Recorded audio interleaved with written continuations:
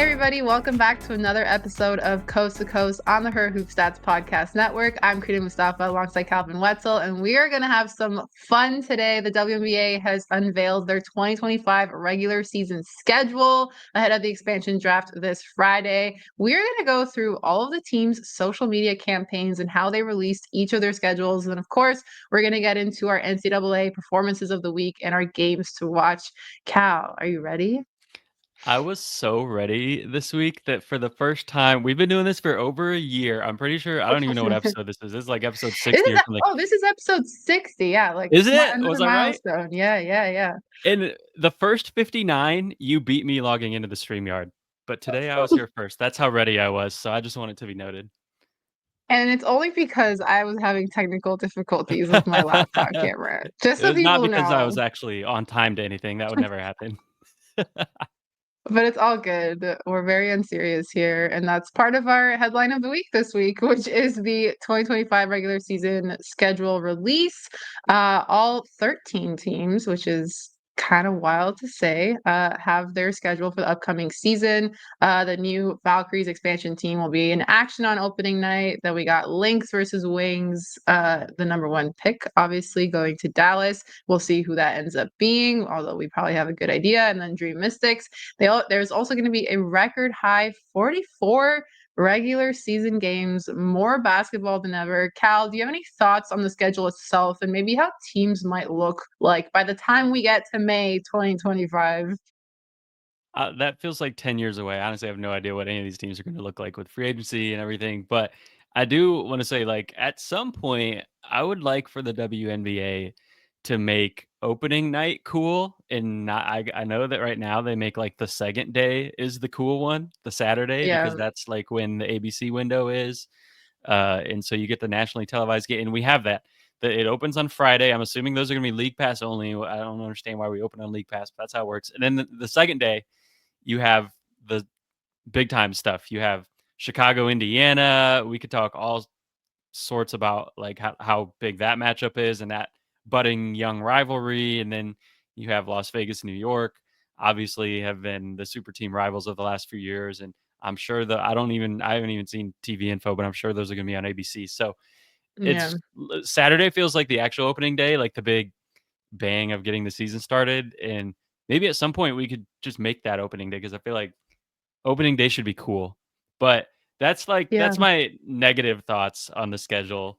Positive thoughts. I am excited for 44 games. I know there are a lot of like pros and cons to that. I think in an Olympic year that could get tough, but in a Yeah. non-Olympic year, like you're still ending earlier than you did last year, even though you're adding games. And as someone who would just likes more hoop, I do see that like the pros to it for sure. And a lot of exciting matchups just like really early in the season.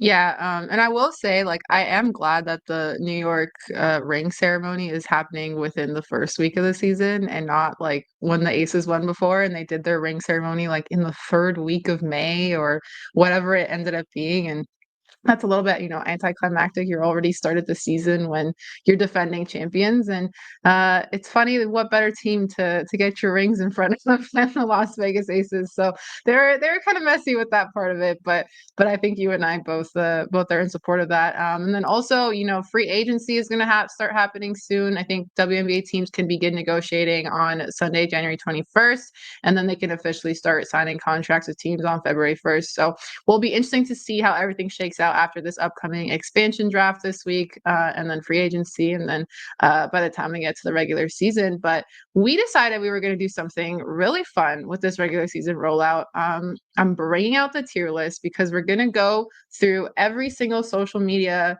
rollout that the teams did. And like, I do want to note what we're showing is the main like video portion that each team kind of released. They also released a bunch of other graphics and a bunch of other, posts along to go with the schedule release. But we're gonna have some fun. And I'm gonna share my screen here. So this is your weekly YouTube call out. If there was ever a time to watch or subscribe to YouTube, it's now. Otherwise, you can just listen to us do this. So we got the tier list here. We got all the teams down here with their rollouts. I'm going to pop up a screenshot of every team and we're going to kind of go through what they did and how we feel about it.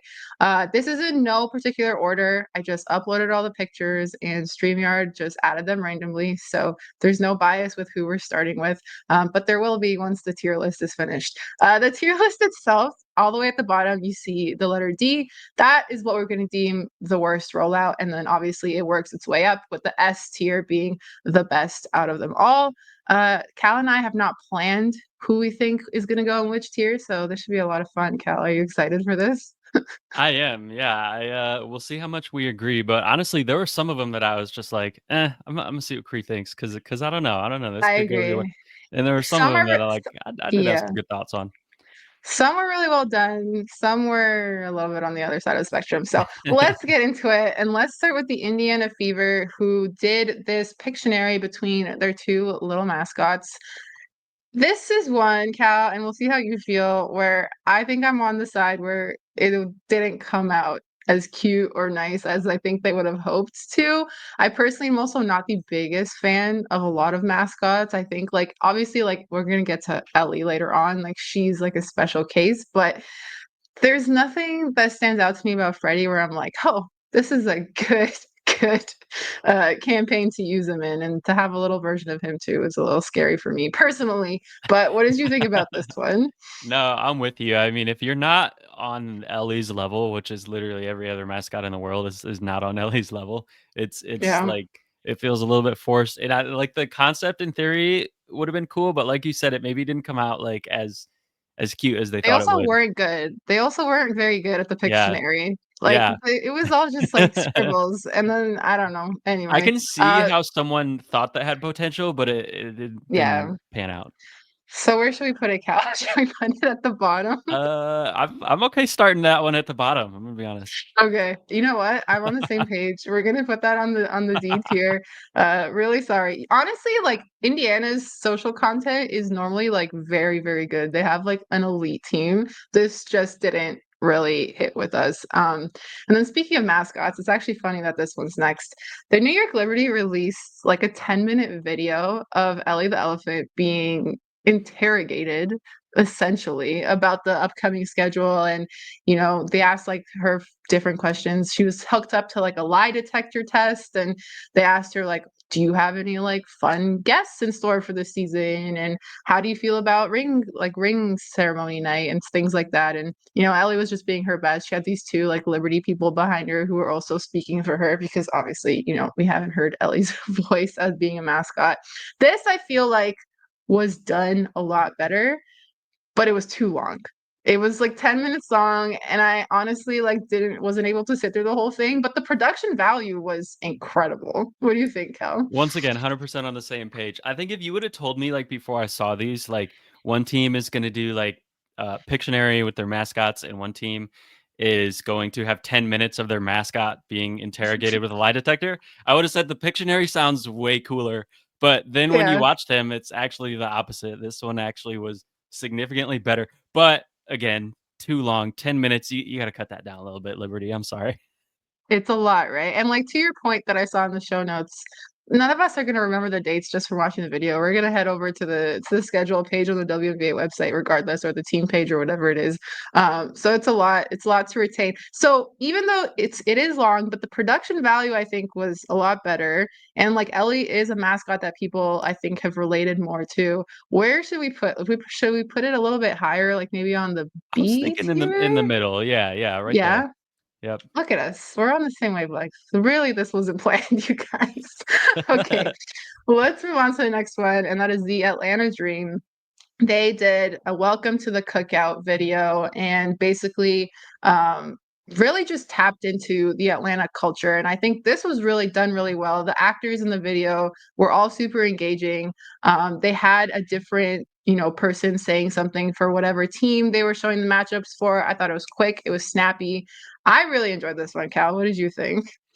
I did too, and I promise I'm not just saying, like, to agree with you, but I'm sure we'll have some disagreement at some point, but I Yeah. love, like, when teams, like you said, tapped into their culture. I think a few other teams did that as well, like Washington, Yep. we'll get to in a bit, and I have to say to me, what makes this one I actually wanna put this one on the top tier because if for no Mhm. other reason than the Fever bandwagon part had me Oh, rolling. yeah. So That good. was actually so funny. It's just so clever. Like they just put all these little things throughout the Yeah, video. So yeah, I agree. I think that goes in the S tier. We got that one at the top. Look at us. We agree on everything so far. 3 for 3. All right. Let's get to the next one, and that is the Phoenix Mercury. The Phoenix Mercury, in case you guys didn't see, did a photo shoot with I don't even know what to call this trio. Well, Sophie Cunningham, Natasha Cloud, and Kalia Copper. Uh, Um, we've gone yep. from, a few years ago, Ka standing over Sophie in the WNBA playoffs to them posing like this. And it was essentially they had a different pose for every team in matchups. I'm not gonna lie. I think with all the discussions and the nuances of their relationship and just knowing the things that Sophie stands for versus what the other two stand for. This definitely came off a little bit awkward to me. Some of the poses, I'm like, why did any of these people agree to do this? Because it looked a little bit uncomfortable. I feel a little bit harsh about this one, Cal, but let me know if you feel differently.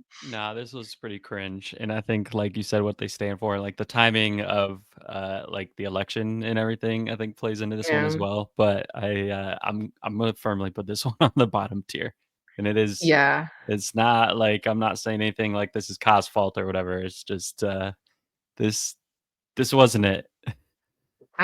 Yeah, I'm on the same page for sure.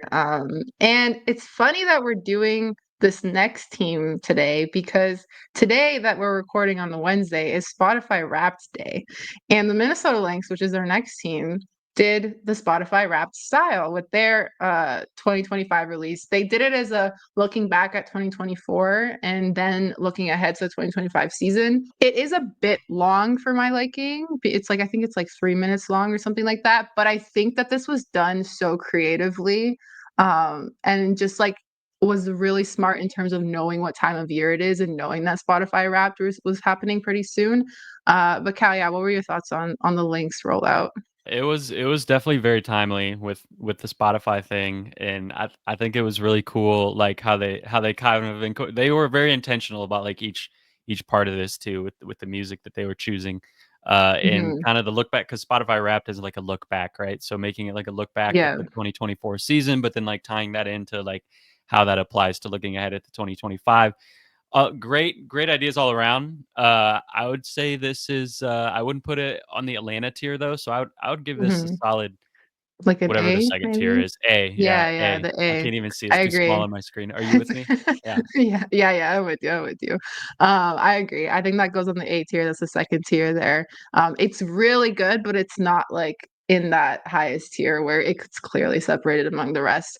Alright, the next one, the Washington Mystics, who also tapped into their culture. I believe his name is Front Porch, the rapper. I'm not as familiar. I don't really listen to rap, guys, so please don't come at me. But this was, like, such a clever song, and there were so many good lyrics about every single team and matchup that just went so smooth, and, it was really well done. This one's 3 minutes, but it's like a music video. It's like a whole music video to just talk about the upcoming teams. But Cal, yeah, do you listen to rap, and, what'd you think about the Mystics rollout? Not enough. I'm gonna start listening to him more because this was dope, and this was I really love, and not just the tapping into the culture like you said, although Yeah, sensing the theme, like, I love the teams that did that, but also, like, yeah, this song was, like, in my head for a long time, but not in, like, a bad way, not in, like, an annoying way where, like, you can't get a song out of your head, but in, like, yeah, I wanna listen to this again, like, when you listen to your favorite song and mhm. you're like, "Let me put this on repeat because I love this song," in, like, that type of way. So, I like, A+ from them. This is S tier.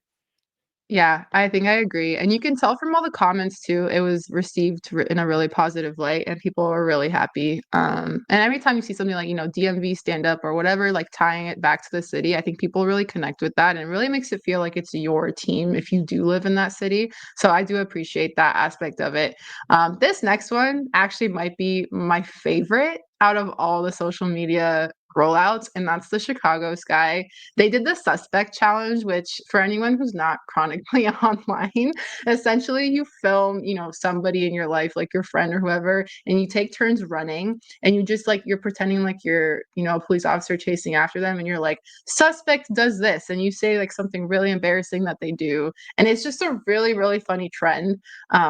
And so like there you can see even here in the screenshot, they make a comment about, the fever and the fan base. And they're like, I think they're saying suspect is always in our comment section about something. So I thought this was really funny. It's really simple. Like it's nothing like the production value isn't anything crazy like, the Liberty and Ellie, but it showed an awareness of the latest social media trends. And I personally, as a 22-year-old on this podcast, like I found this really funny. I love this trend on TikTok and online. So Cal, what were your thoughts? Yeah, I think that's your job as a social media manager, right? Is to like tap into the Hmm. latest trends and what's currently relevant. So I definitely love that as well. I'm not gonna go quite as far as you didn't say it's my number one favorite, but I am okay putting it on that top tier if we're gonna have three or four on that Yay, top tier.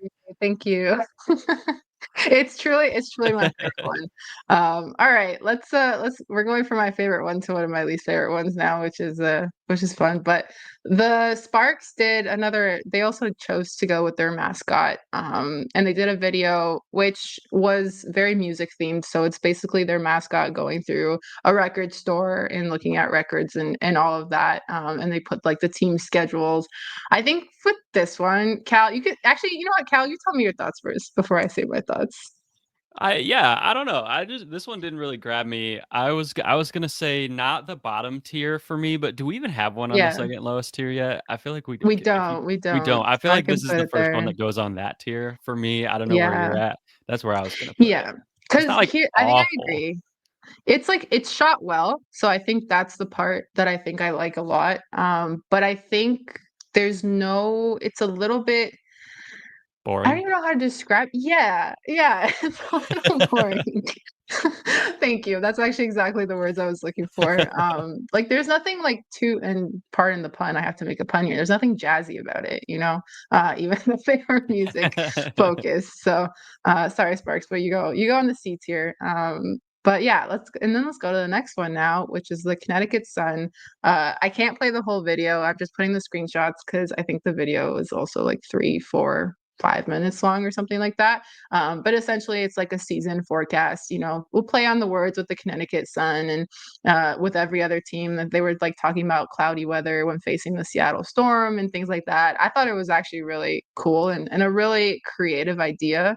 Cal, what did you think about this one?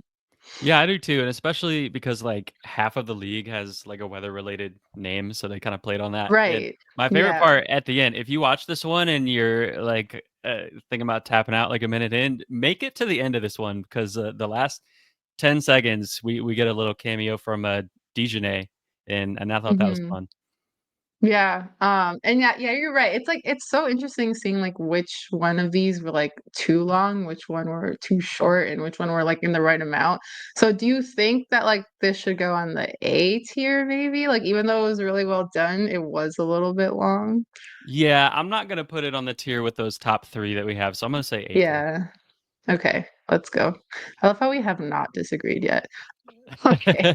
Let's let's move on to the next one. And this was a Seattle Storm with the star of the show, Nika Mule. She walked around with the Seattle mascot as well. Also, I used this screenshot because I absolutely love the Together shirt and I love the Seattle version of it. But they were basically walking around a film store, which I don't think I've actually gone to a store to buy a movie in so long, like since I was a kid, probably. And then the mascot they were picking out different like movies, but what they had done and what I think was extra special about Seattle, which I included in our show notes, was that they had personalized graphics for every team matchup. So when they were playing the Sparks, they put like Nana Hollywood or something, or Na Na Land. It was to like a play on like La La Land, and I just really like. First of all, I love La La Land. That's one of my favorite movies, and they so basically those graphics are in this video of the social media rollout campaign that they did,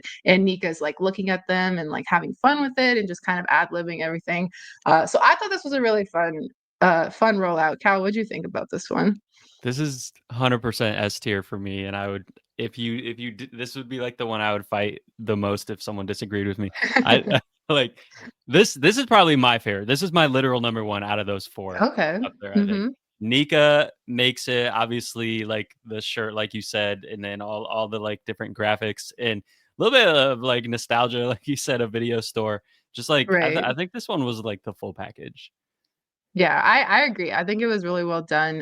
Nika is obviously someone that fans really love to watch and that, they use a lot in their social media posting and things like that. So I thought that was really well done. All right, let's move on to the Las Vegas Aces, who also had a long video, except I think this is the one video where the long part actually worked because it was part of a comment. I think it was like Key and Peele like what is the word for it? Sketch? It was just in my head. What's that? Sketch? Is that Sketch. the Yes. word? I was about to say stitch. I'm like, that's not the word. But it was just yeah, it was a sketch, and it was really well done where like the one who's dressed up as the Aces team is like walking around dapping people up that are on the other teams, is super rude and cold towards the New York Liberty, and then they do some fun stuff with some of the expansion teams as well. Cal, what do you think about this one? Because like I said, I think this is the one where it being a little bit longer actually worked. Yeah, especially if you've seen this sketch before, but I think I really like, and they're not the only ones. I think a few other did this as well. Well, like the Sun, we talked about them, and Hmm. they kind of leaned into making fun of the Liberty, but just in general, like teams leaning into the rivalry stuff and like playing Yeah. up that aspect, I think is really cool. Yeah, I like it. So where should we put it? Do you think S tier, A I'm gonna say tier, A. I'm gonna say A. A? Yeah, yeah. Yeah, Okay. yeah. That's good. I agree with that. All right, we got two more to go. Let's go with the Dallas Wings, who got Keith Lee to be part of their rollout. And for those of you who don't know, he is a food critic, and he has just blown up in the last year or so. He has very straightforward, to the point reviews on TikTok. He goes to these restaurants, he tries them out, and in some cases, he brings those restaurants a ton of business. In other cases, he shuts down restaurants because he discovers just some of the horrible conditions. So for those of you who don't know, that's who he is. And obviously, Dallas Wings. Wings sounds like food, and I'm sure like this was kind of the creative direction that they wanted to go. Cal, what do you think about this one? Yeah, obviously, like the food critic, you like if you're gonna do this and bring in someone else, like a food critic is who you're gonna bring in.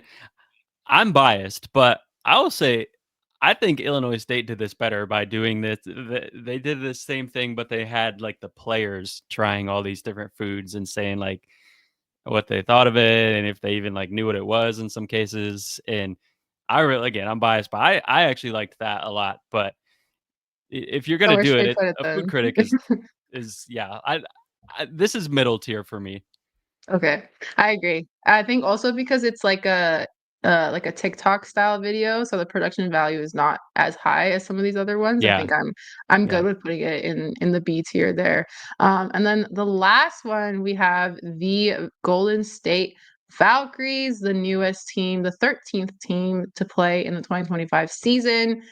Their video, like we said, super short. It's like 30 seconds long. Obviously, I don't really have a ton to work with being an expansion team, knowing that the expansion draft hasn't even happened yet. So there is that side of it. But it was a cute video. Like it was, kind of the style of you have a lot of papers up on your bulletin board and you're trying to plan something out or, figure something out. And yeah, Cal, what'd you think about this one? Wait, you don't have any players yet. You don't have any rivals yet. Like short and sweet is probably the way to go. So I don't mind it. It was the shortest one, and there wasn't a lot to it, but there probably should not have been a whole lot to it compared to the other ones. So I'm good So with where that. where should we I'm put not. it is a big It's not. question here. It's not S tier because it's hard to get S tier when it's pretty much like Mhm. nothing. It's the 30-second video, but Yeah. I'm good with either A or B. What do you think? I wish there was one in between. B and a But I'll half give or them grace. whatever, A Let's and a half, yeah, A let's minus, be nice. I'll A put it minus A, but tier. yeah, but we all know that it's A minus. You and I and the listeners and everybody knows. So there's our tier list. This is the first time I've ever done something like this. So hopefully you guys enjoyed it. Let us know if you agree with where we put some of these rollouts because I'm sure people will have thoughts. But this is actually kind of fun, Cal. Do you have any last thoughts on all of these social media campaigns? We should do this more often. This was really fun. We should find something else to do it for. But yeah, I mean, Yeah. just in general, like this is really fun. Also, the hater in me is like you were saying, like I'm not gonna like remember any of this. Like I'm not gonna be like when I'm trying to remember like Yeah. who's playing who when. I'm not gonna remember like oh yeah, like that video when they were like eating whatever food. Like it said they play on like June 13th. Like but Mhm. that's not really the point. The point is, like, engagement, and so but if it gets And getting engagement, people it's excited, yeah, for the yeah. season itself. And I also just want to shout out, even though we have obviously some on the lower tiers, like just shout out to all of the team social people and creative people that go on behind the scenes. Like we know just how hard it is to roll out these things. And we know that there's also, some limitations sometimes for what you get to do versus the capacity. So we had fun doing this. This is all for fun. It's very unserious. We could never do anything like this, but yeah, that's the 2025 WNBA season schedule and the team's rollouts. Those were so fun. Let's get back to some NCAA basketball and talk about our performances of the week. Cal, what do you think? Should we do that? I'm in. Let's roll. All right. So my performance of the week is Reagan Richardson from Duke. She had 35 points, 5 3-pointers. Duke won the Ball Dogs Classic. Let me put up some of her film here. Just a straight shooter. Like I said, knocked down 5 3-pointers. Duke has been such a fun team this season. I'm really excited for their potential. And watching her just kind of come out here and be the leader, I think is really, really exciting. Obviously, we've talked a lot about Toby in the last couple of weeks and what she's brought off the bench. But for Reagan to come out and play this way for Duke, I think has been really big. And games like these and winning this tournament, I think, is going to be crucial for them when we get closer to tournament time and seeing where they kind of land. But yeah, that's my performance of the week. How have you liked Duke and how have you liked Reagan? Yeah, I've loved what they're doing, and that was a big win because Oklahoma was crushing before that. That was the pod where I was getting ready to praise Oklahoma, and then Yeah, they gave up 109 points in overtime. But literally while we were recording the last pod, Reagan was popping off for 35 yeah. points. So shout Have out to to give her Reagan. the love. We've come full circle from last week's episode, which is fun. And then Cal, I'm giving you more time for yours because you have two this week. Usually I I'm the cheater, like kind of, where like I'll just go with the Canadian every week, even though obviously they deserve to be there. But you wrote in the notes that you're cheating this week, so I'm gonna let you take the floor on that. I am cheating because I couldn't just pick one of these. I had to give them both some shouts, and usually I feel like we kind of use this segment to maybe shout out some like more under the radar players people aren't as familiar with. We've done a lot of freshman fire and things like that, but two are just the biggest hoopers in the game. I think we got to talk about. Let's start with Juju Watkins, 9 for 11 from three last night. Unreal performance, and I think early in the season Juju was kind of deferring a little bit because last year she had to carry such a gigantic load on that team, and her usage rate was higher than Caitlin Clark. It was crazy. And now this year, you bring in all this talent around her. You bring in transfers. You bring in freshmen. I think Juju early on was like, let me build my new teammates' confidence, get them acclimated, get them comfortable, things like that. Not like take a back seat necessarily, but not be this like otherworldly ball dominant player. Like let me get everyone involved. I think lately she's hunting hers a little bit more in the last couple games, especially this game. Like she's been in takeover mode, which is really fun to see. I think in the end, by the time you get to the end of the year, like this whole process of Juju kind of discovering how much she wants to lean into her own talent versus kind of getting people involved and the other team kind of figuring out where they all fit is going to be like really key and this is going to be like huge for them as they get into to March having gone through all of the different kind of ups and downs of that. But the other one I got to talk about is Tanaya Latson. Triple double, versus Gonzaga the other day. Her usage rate has always been crazy, but this year is right around where Juju's was last year, 42%, Caitlin Clark level, crazy. And she's upped her percentages this year too. She's not just chucking; she's there. Everything's going in. Since her freshman year, I thought that she's someone who doesn't get nearly enough attention. She came in right away, started averaging 20 plus a game, and I feel like, just to be honest, like if she was white and she played for like a media type powerhouse, like a UConn type of a team, like she would be all over the headlines and everything. But I feel like she's just not getting the love that she deserves still at this point, 3 years into her college career, been doing this. And she's been putting on a show. Her bag keeps getting deeper. She's as lethal as anyone in the country out of ball screens. She's basically unguardable at this point in transition. And I think as we record, I'm excited in a couple hours to go watch her again against Tennessee. She's one of the best players, the best scorers in the country, flat out. And doing it all in that game with the triple double. So I had to give her some shouts too.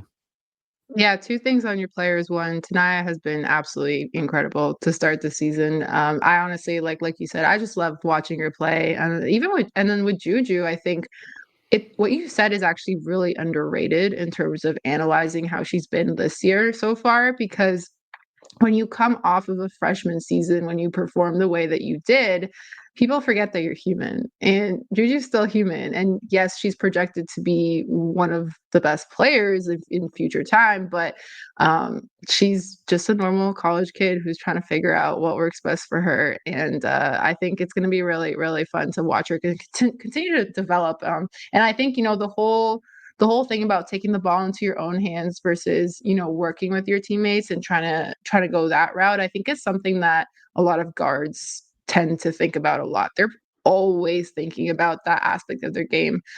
So yeah, I think it's been an interesting discussion around her and just like viewing the way that she approaches the game and how USC has kind of started out the year. But I'm sure they're only going to get better from here, and that 40 piece was beautiful from Juju. So yeah, those are our performances of the week. We got 3 this week. We're big cheaters over here. We love to cheat, but it's all good. We have fun. We're unserious. I said that was a disclaimer at the start of the podcast, That's so the nobody's theme. gonna get mad. Yeah. All right, let's get to these games to watch. This next week of basketball is absolutely loaded. Remember how we said we are now sharing the games to watch? Like it's just we have to. I can't even pick. I nearly put the whole damn schedule in our Google Doc You might as this well. week because and I cut some games out because I was like, this is too many. So we're just gonna rattle who the teams are playing this week, and then feel free to go check where to watch on the ESPN website and just follow her hoop stats because we will be providing coverage throughout. But I'll start with the games on December 5th, which is Thursday when you are listening to this. We've got Kentucky versus North Carolina, Texas versus Notre Dame, Ole Miss versus NC State, Duke versus South Carolina, and Stanford versus LSU, all on the same day. So if you have plans on Thursday, I think the plans are to watch these games because there's no other way. Personally, I'm interested to see how Notre Dame fares against Texas and kind of gets back into their groove a little bit. They've been struggling a little bit as of late. I'm obviously, if you haven't been listening to the pod, then you've just been missing on the fact of like, I'm so excited for Duke versus South Carolina. I'm really, really like excited to see how Toby does, how Reagan does. Just like this exciting Duke team against a South Carolina team that is obviously very lethal.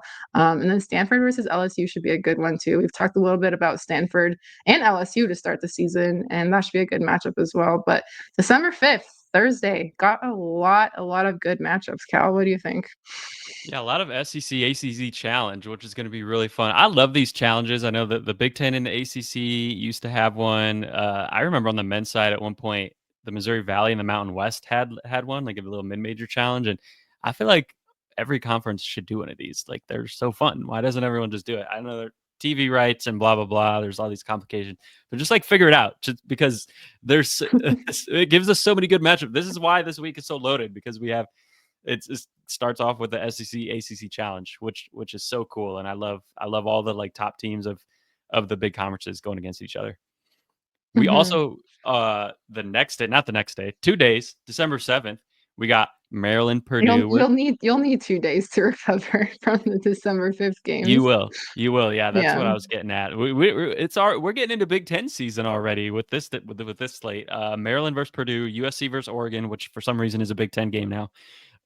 Tennessee versus Iowa. We still have a little non-con in there, and then Louisville versus UConn as well.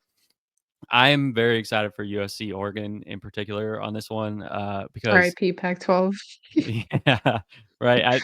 I still it still is weird to me when I watch games like that on the Big Ten Network. Like, why am I watching USC Oregon on the Big Ten Network? Why don't it hasn't like sunk in that Wasn't that makes set sense in, yet. yeah. But we'll get Mhm. there. I think Oregon is bounced back a lot from losing whatever it was their last 20 games last year. But now this is going to be like a big test for them, and they have lost a couple recently. USC, we talked about Juju starting to really come into her own this year on with her role on this new team. So that's one I'm looking forward to in particular. But all of those are great matchups. For sure. And then we've got another day of matchups for you with some of our favorite ones on December 8th. We have Notre Dame versus Syracuse, Minnesota versus Nebraska, Illinois versus Ohio State. Wow. Virginia Tech versus Duke, and South Carolina versus TCU. I mentioned the Notre Dame Syracuse game because you thought I was going to get through an episode without talking about a Canadian. Absolutely not. Kayla Alexander, who is the co-captain of the Canadian women's Olympic team, she is getting her jersey retired at Syracuse on December 8th. Had an incredible career, has been a really, really solid player, you know, a little bit of W experience, a lot of overseas experience, has been a leader for the Canadian team over the last geez, like probably decade at this point. And she is and I want to talk about it because, you know, I've had the absolute pleasure of working with her this year. She is one of the most genuine and nicest people you will ever meet. She consistently goes out of her way to take interest in you and what you're doing. She's just an absolute gem of a human. You can just tell just by being around her and watching her. And she's a damn good basketball player, too. So just wanted to give that a special shout out because she'll be getting her flowers on December 8th against Notre Dame. And then some of these other games are fun to watch. South Carolina versus TCU. You know, obviously we just previewed another South Carolina game on December 5th, but TCU will be an interesting one too because they've had a pretty good last couple of weeks, a pretty good start to the season. Haley Van Lith has been putting up numbers. You know, I think they haven't lost yet, have they, Cal? No, I they don't think haven't. so. So they're They're rolling. undefeated. They're rolling, yeah. So really interested to see how that one goes. Any last thoughts on, you know, these next few days of games? Yeah, if you're trying to like text me to make plans, sorry, I'm sick or something. I don't know. When you put like when I saw the notes and you put this whole list of games, and I first saw like how many there was, I was like, there's like, how can there be like this many good games in like a 3-day span? And I looked at all of them. I was like, oh yeah, these are actually all like really good games. We're a long way from the week where I had to reach deep into the bag to a West Virginia Niagara game to come up with a game of the week because these are all lit games. Yeah, we have come a very long way from that for sure. So yeah, lots of basketball to catch up with, lots of basketball to come. I think that's going to be the end of this week's episode. That's episode 60. Thanks for rocking with us on Coast to Coast. Make sure you're subscribed wherever you get your podcasts to the Her Hoop Stats Podcast Network. Make sure you're subscribed to our YouTube because then you'll get shows like when we do different level of tiers and fun stuff like that. You can follow myself at Krina MM. You can follow Cal at CWetzel31, and we will see you next week.